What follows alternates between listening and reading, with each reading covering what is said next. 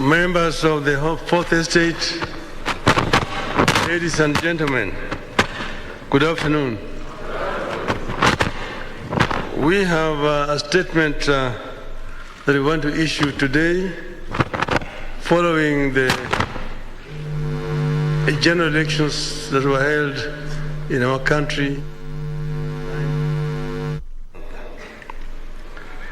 Today, I want to address my fellow Kenyans and the international community about the 2022 Kenyan elections and the role of the Independent Election and Boundaries Commission, the IEBC, the body mandated by the Constitution and the law to conduct and manage elections.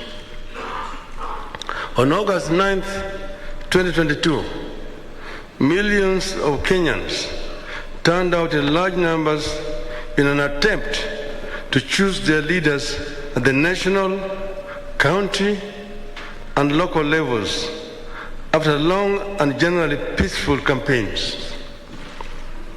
But yesterday, August 15th, our budding democracy suffered a major setback. As a result, Kenya faces a grave legal and political crisis as a result of the actions of Mr. Wafula Chebukati, the chairperson of the IEBC. The Constitution and our laws are clear about how the IEBC should conduct its business. There is no more important role for the IEBC than the conduct, transmission, and tallying of the presidential election. We are painfully aware of the past political biases by the IEBC that plunged this country into its darkest chapter. The terrible memories of the aftermath of the 2007 elections are still fresh in our minds. In 2017, the Supreme Court of Kenya nullified the presidential election again because of the misconduct of the IEBC. What we saw yesterday was a travesty and a blatant disregard of the Constitution and the laws of Kenya by Mr. Chebukati and a minority of IEBC commissioners.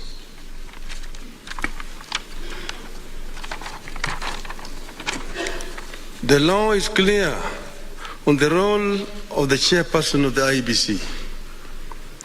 The law does not vest in the chairperson the powers of a dictator to rule the IEBC unilaterally. The IEBC is structured as a democratic institution in which decisions must be taken either by consensus or by a vote of the majority.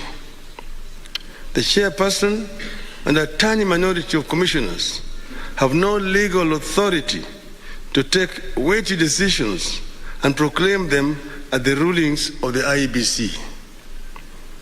The law on the IEBC provides that unless a unanimous decision is reached, a decision on any matter before the Commission shall be by a majority of the members present and voting. I want to repeat. Unless a unanimous decision is reached, a decision on any matter before the Commission shall be by a majority of the members present and voting. In addition, the Court of Appeal in the Maina Kiai case ruled, and I quote again, reiterate as we conclude that there is no doubt from the architecture of the laws we have considered that the people of Kenya did not intend to vest or concentrate such sweeping and boundless powers in one individual, that is the chairperson of the appellant.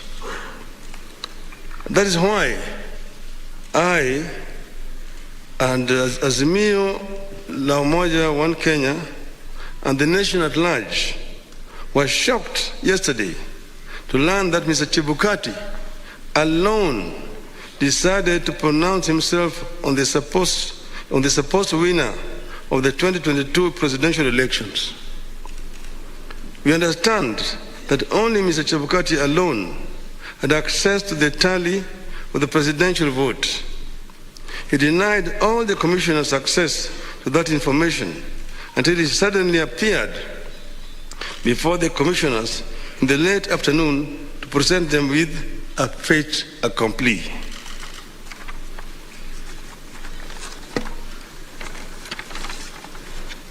Barely 2 hours before his announcement, Mr. Chebukati called a meeting of the IEBC and revealed to them the different results he was going to announce.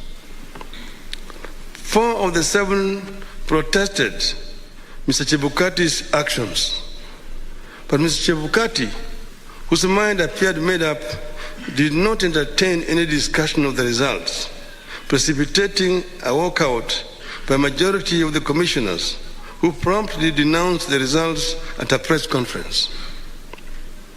We know what happened next. A majority of the commissioners walked out and held a press conference where they denounced the results. Our view in Azimio is clear. The figures announced by Mr. Chebukati are null and void.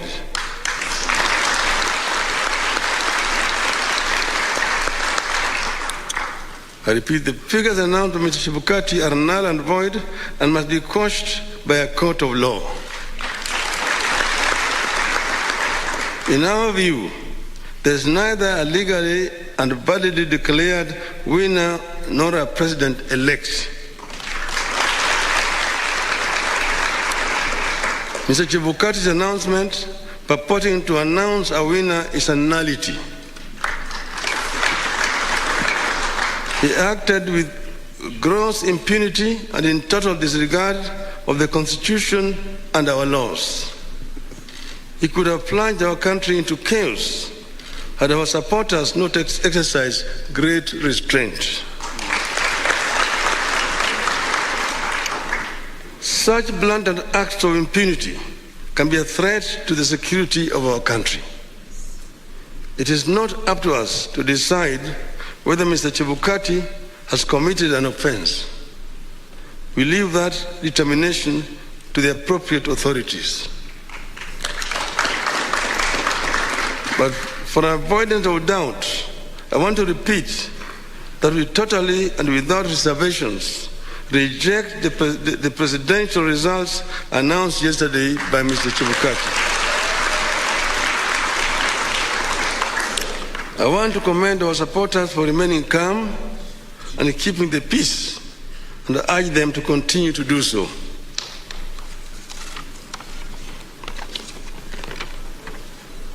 Let no one take the law into their own hands.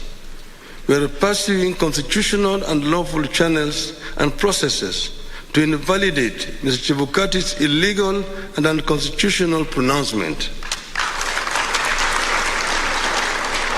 We are certain that justice will prevail. I want to further commend the heroism of the 4 commissioners, the majority of the IEBC, who stood up to the bullying and the illegal conduct of Mr. Chebukati. We are proud of them and ask them not to fear anything. Kenyans are with them.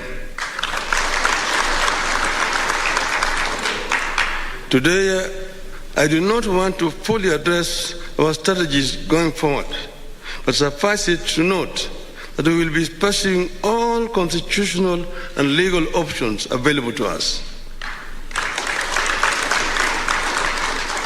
We will do so because we regard the many flaws in the elections and the wrongs committed by the IEBC as fatal to the process and the outcome announced by Mr. Chebukati.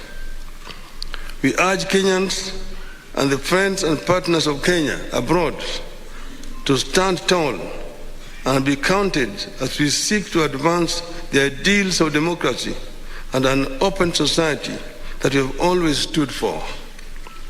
We will pursue justice for our supporters and for all Kenyans so that their choices are respected and honored. May God bless you and may God bless Kenya.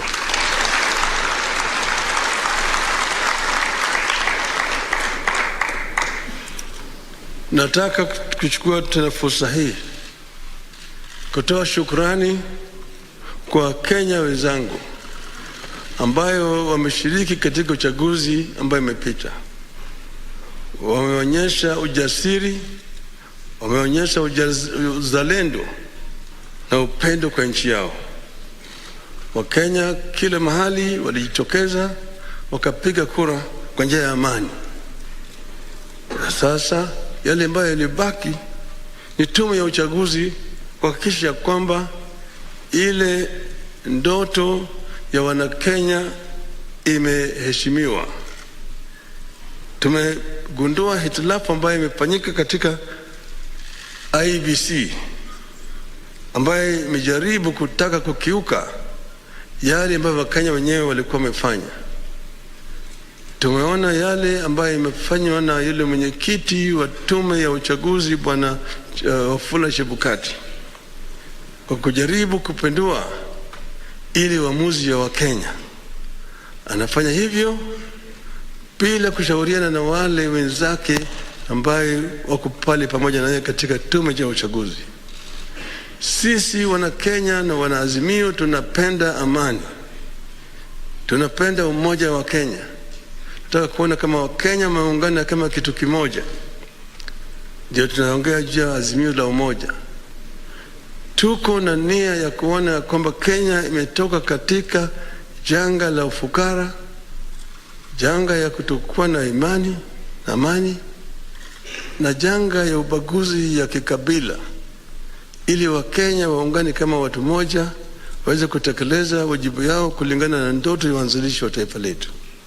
Hatutakubali, nataka kurudia hai, hatutakubali mtu mmoja ajaribu kuleta vurugu katika taifa letu, kujaribu vile vile kubadilisha yale ambayo Wakenya wameamua kama watu moja. Wakenya hawatakubali, hatutakubali. Tutazidi kutetea nchi yetu na katiba letu kama Wakenya ili Kenya iweze kuendelea mbele. Asanteni sana. Mungu ibariki Kenya nchi yetu.